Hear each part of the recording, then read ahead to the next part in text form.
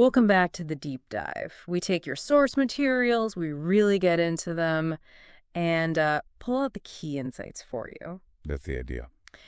Today, we're diving into a really fascinating personal story. It's all about learning English vocabulary, like really fast, a specific journey. Right. We've got these personal excerpts, almost like diary entries, Yeah. from someone who moved to London and just went all in on learning words. Exactly. And our goal here is to unpack what she actually did. The techniques, sure, but also the mindset stuff, the lessons learned. And crucially, what you, listening right now, can take away from it for your own language learning, whatever stage you're at. Okay, let's get into it. The story revolves around Anna. She's from Poland, lands in East London, big dream, become a tour guide. Ambitious.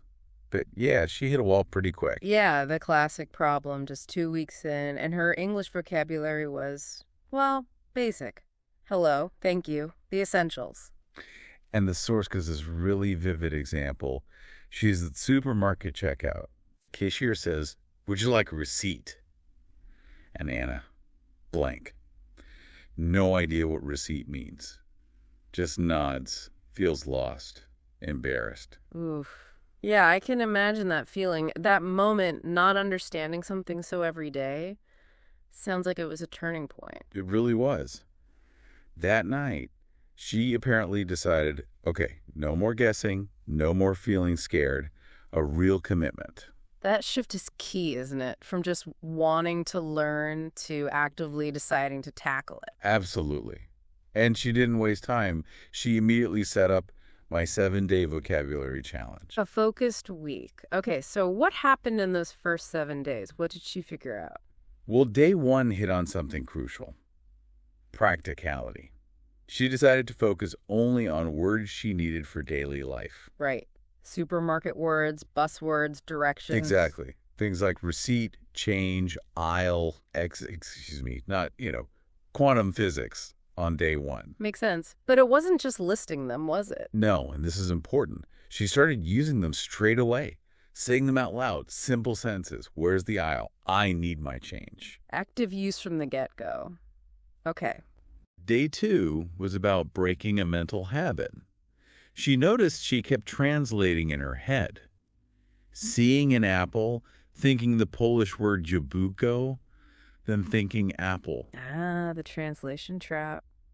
Slows you right down. Totally. So her solution? Pictures. She started printing out images and sticking them everywhere. Like physically sticking them? Yep. Picture of milk with the word milk on the fridge. Toothbrush on the mirror next to the toothbrush. Oh, clever. So she's linking the English word directly to the thing, bypassing Polish altogether. Exactly. Training her brain to think in English concepts and images. Faster connection. Okay, that's smart. What about day 3?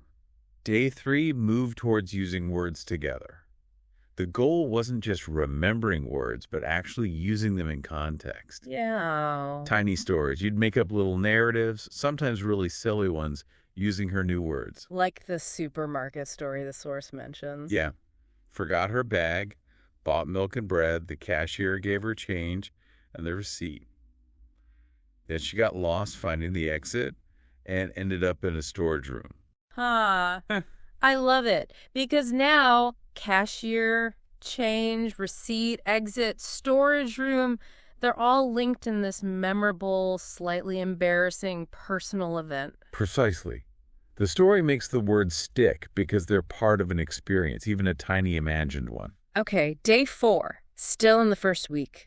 Day 4 was about the power of speaking out loud. Just talking. To who? To herself. Or to her cat, actually. Mr. Buttons. Seriously, talking to the cat? Yep, while doing chores. Mr. Buttons, I need to clean the kitchen. I will wash the dishes now. Things like that. And that helped. Apparently, yes. The source talks about muscle memory. Hearing her own voice, physically making the sounds, it helped embed the words in her brain and tongue, made them feel more natural. Interesting. Okay, day 5. Day 5 was upgrading flashcards, not just the word and the translation. Oh. She had a picture, a short sentence using the word, and even an emoji to capture the feeling. Oh, multisensory. Like for nervous? Exactly. Picture of someone biting nails, the sentence, I feel nervous before a test, and maybe a worried face emoji. And she'd act them out too. Made it more like a game. Turning review into something active and fun, day 6. Listening and repeating. She used short podcasts or stories. Pause after sentences. Repeated them out loud 3 times. 3 times? Why 3? Seemed specific, but the idea was drilling it. Like repeating, excuse me, could you tell me where the bus stop is? Until it just flowed, almost like a song lyric. Good for pronunciation, too. Right, getting the rhythm. Okay, end of the week, day 7. Day 7 was the test. Put the notes away, turn off the apps. And just go out and speak. Yep. The challenge, use English today. She went to a cafe, heart pounding apparently. I bet. Ordered her coffee. Hi, I'd like a small black coffee, please. And do you have almond milk? And did they? Doesn't say. But the point was she did it. She used the words, communicated successfully. That must have felt amazing. Huge. Looking back, she realized she'd actively used over 100 new words in real situations that week. The fear wasn't gone, but it was way less. She felt ready. Wow, that's a productive week. But the journey didn't stop there. What came next? Sounds like there were bigger shifts. Definitely. Moving beyond that initial burst, it was about embedding deeper practices and, crucially, changing her mindset. One of the biggest. Embracing mistakes. Ah, yes. The do you has almond milk moment. Exactly. Initially embarrassing, sure, but then she reframed it. It wasn't failure. It was proof she was learning. Her mantra became, mistakes mean I'm learning. That's powerful. And it led to the notebook of mistakes. Yes, but she made it fun. Not just correction. Wrong sentence, correct sentence, and a funny drawing. Like the cow with sunglasses and an almond hat for the shave thing? That's the one. It turned errors into memorable visual jokes. The notebook showed progress, not just screw-ups. Love that. What else? Mini conversations. Yeah. Tiny interactions like 10 seconds long, park, bakery, bus stop. Just forcing herself to say something. Pretty much. Like seeing a kid drop a toy and saying to the mom, oh no, you lost your toy. Simple, but felt huge. Like climbing a mountain, she said. These built real-world fluency. Small steps, big confidence boost. And then there was a more structured thing she called the 3x3 rule. Found it really effective. 3x3? What's that? Learn 3 new words in the morning. Then your mission for the day is to use each of those words 3 times. 9 uses in total. Yep.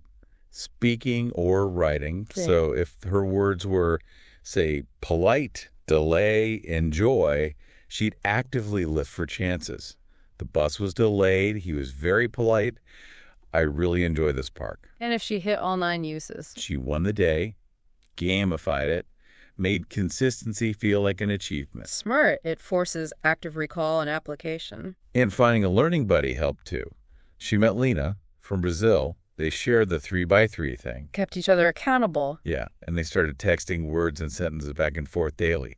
Like English tennis, they called it. Made it less solitary, more shared. Community aspect. Important. And on tough days, when she was tired, she used emotion. Literally performing the words. Standing in front of the mirror. Jumping up and down for excited. Big yawn for bored. Growling for angry. The source says her cat ran away. Apparently. But connecting that physical energy, that feeling, to the word made it stick way better than just reading it. Makes sense. Embodied learning. All these little things built up, small wins like going to a language exchange, managing your intro and getting a compliment. Your English is really good. Those moments were huge motivators. Kept the fire burning. Exactly. Then her approach broadened again. Vocabulary wasn't just from study, it was everywhere. Music, movies. Like watching Disney's Moana. Right.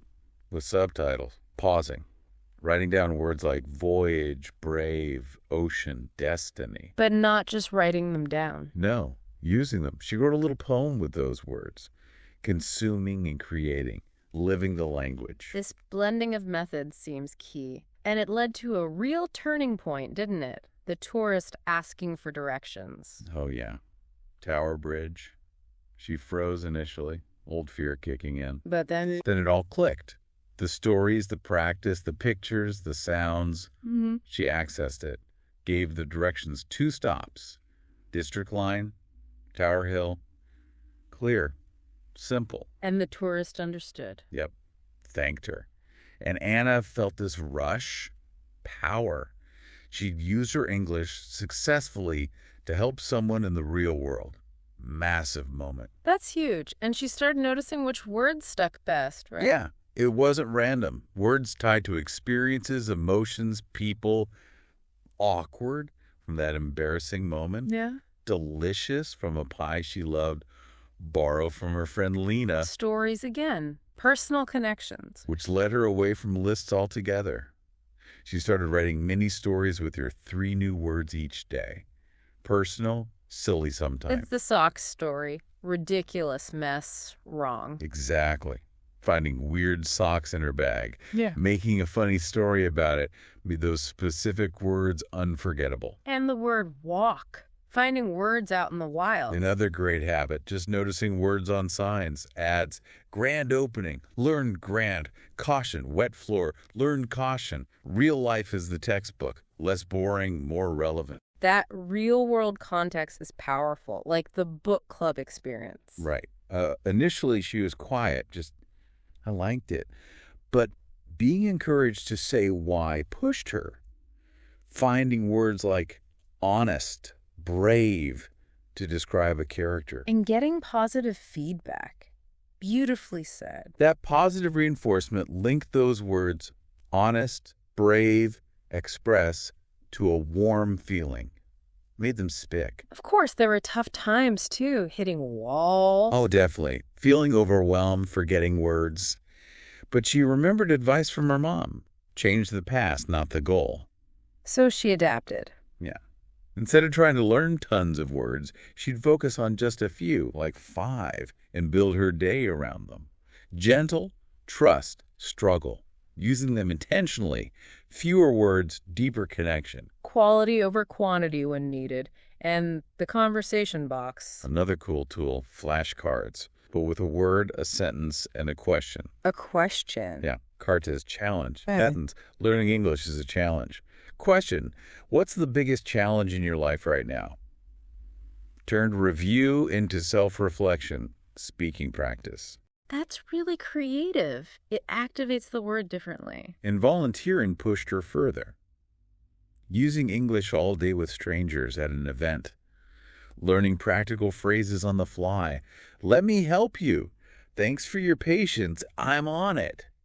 Stuff you don't get from books. Real immersion. And all this changed how she felt about London. Big time. It wasn't just a big, loud city anymore. It felt familiar. She felt like she belonged because she was actively part of it, engaging through language. That sense of belonging is huge, but the real breakthrough seemed more internal, right? Thinking in English. Yes. The moment she dropped a knife and muttered, "Oh no, not again," in English. Without thinking, without translating. Oh. That was the sign. Her inner monologue was shifting. Seeing a car and thinking, shiny red car? In the supermarket queue, line taking forever, English was becoming her brain's default.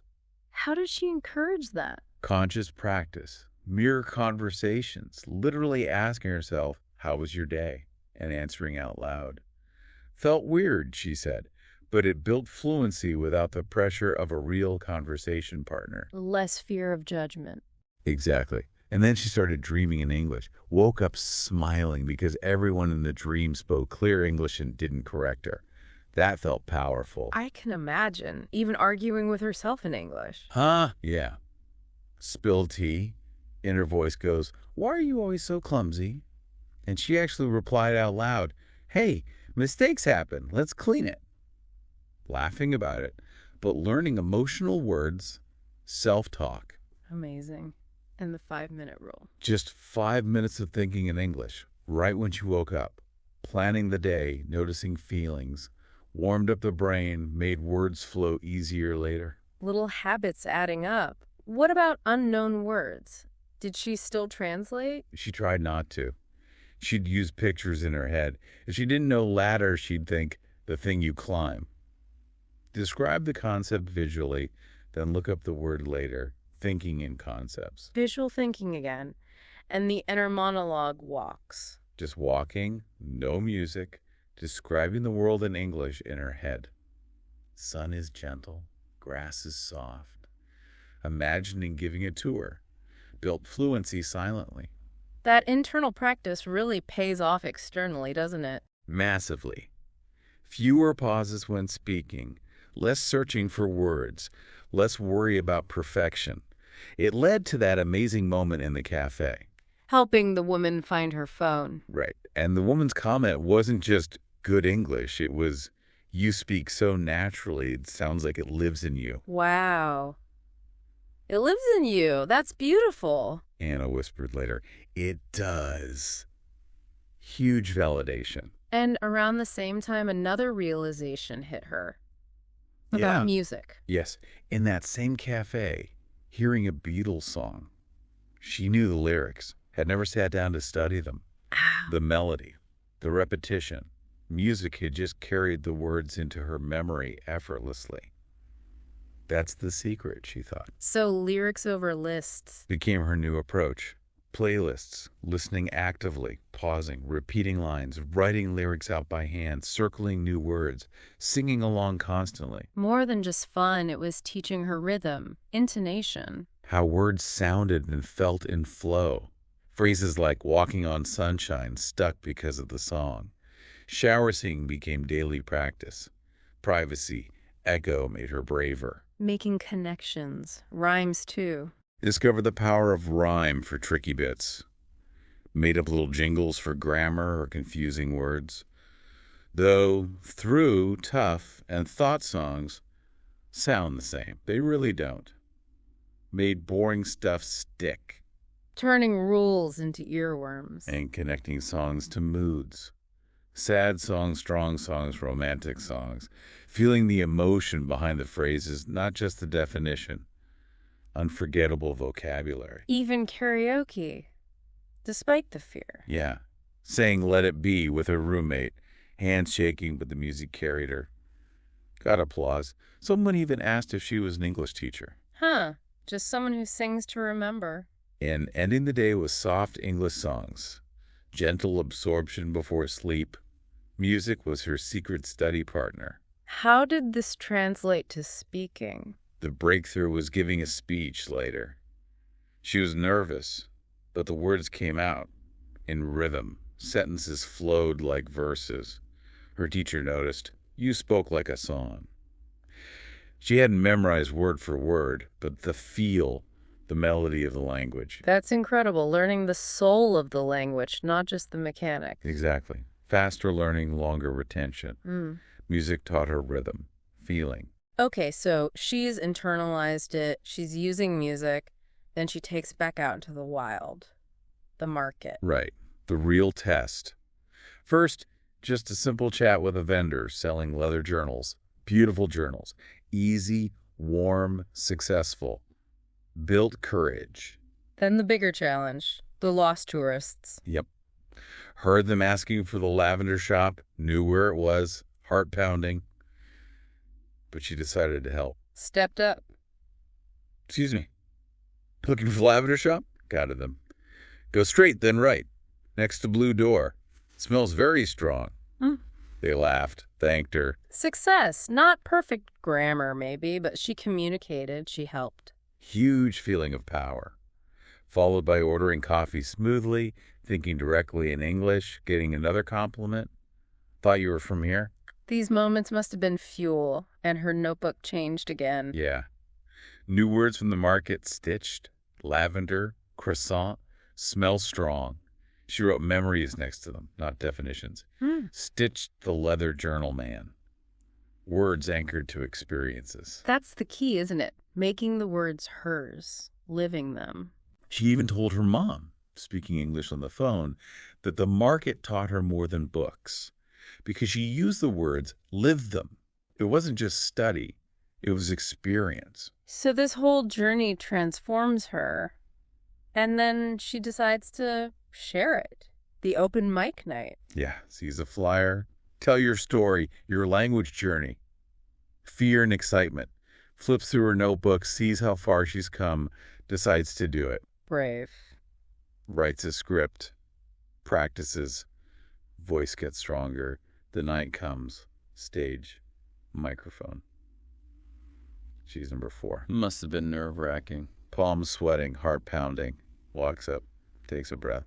Hi, my name is Anna, and this is my English story. And she told it all. Yeah. Afraid, shy, scared. Yeah. And stories, feelings, people, ordering coffee, helping tourists, mistakes, smiles, connection. Close the notebook, said, not perfect, but I'm here. I'm brave. I'm learning, and so can you. Wow.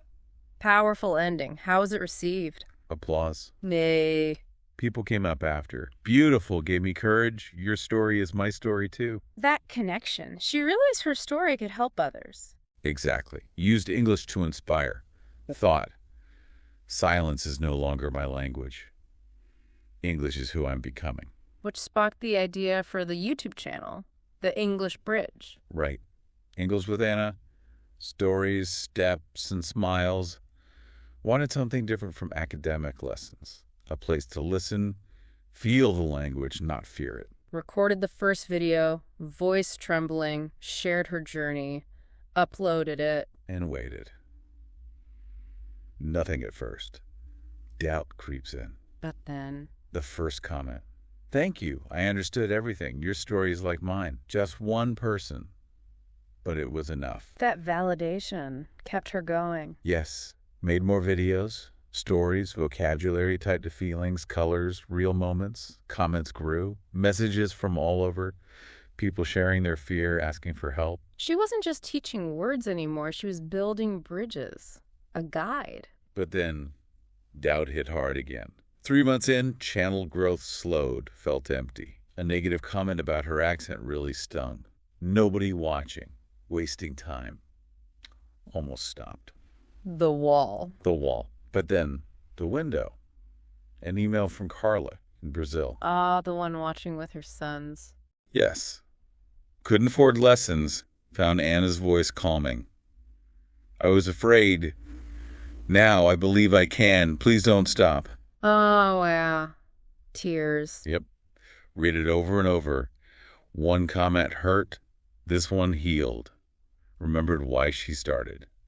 For people like Carla. That purpose. Stronger than the doubt. Sat by the window. Wrote, Why I Teach. Recorded a new video. Totally honest. Pauses included. If you're tired, it's okay. Learning is brave. Real. Not perfect. And that honesty resonated. Big time. Led to more creativity, too. The magic of story layers. Stories within stories. Teaching words naturally, interactively. Asking questions. Getting the learner involved. Exactly. Made vocab stick even better. But life got busy. Balance tipped. Felt overwhelmed. The pressure of expectation. Perfect videos. Constant content. Yeah. But a walk in the park brought perspective. Nature isn't rushed. Learning, creating, steady is better than perfect and fast. So small steps again. New plan. Shorter videos, simple stories, days off, asking for help. Sharing the real story of the struggle, the tiredness. That vulnerability created an even deeper connection with her growing community. That community became key, didn't it? Absolutely. Live sessions, people sharing tips, Carlos talking to his dog, Yuki singing songs, featuring their stories. Learning became richer, shared. Safety in the group reduced fear. Everyone learning from each other. And embracing mistakes became a community value too. When a video had issues, she didn't hide it. She shared the lesson. Making mistakes means you are trying. Wonderful. Turn criticism into growth, strength in imperfection. which all led to the breakthrough. The big one. Invitation to speak at an online language conference. Thousands of people. Incredible. From terrified beginner to conference speaker. Prepared her speech, focusing on authenticity, struggle, inspiration. Spoke calmly, confidently, told her story. Huge response. People inspired to start their own journeys. A new chapter. Realizing her journey wasn't just hers, it was about the power of stories, community, resilience, ready to dream bigger. Book, course, journey far from over. What an absolutely incredible journey. From being stumped by the word receipt to inspiring thousands, it really shifts how you think about learning vocabulary. Totally. It's so much more than just memorizing lists, isn't it? It's about weaving words into your life, connecting them. Connecting them to emotions, to stories like Anna did, Right. to music, people, actual experiences. Yeah, and finding what works for you. And crucially, embracing the mistakes. Yeah. Seeing them not as failures, but as like signposts showing you're moving forward. And that community aspect, finding people to share the journey with, remembering your why when things get tough. Exactly. Anna's story just shows that your own path, your own language learning adventure can be just as transformative, just as rich. It really can. Yeah. Which, thinking about Anna's courage in sharing her story, even the messy parts, it leaves us with something to think about. A final thought for you listening. What stories is your language journey telling right now? The successes, the struggles, the funny moments, and maybe more importantly, how could sharing those stories, even just small bits, help you make the words stick and maybe, just maybe, inspire someone else who's feeling a bit lost right now?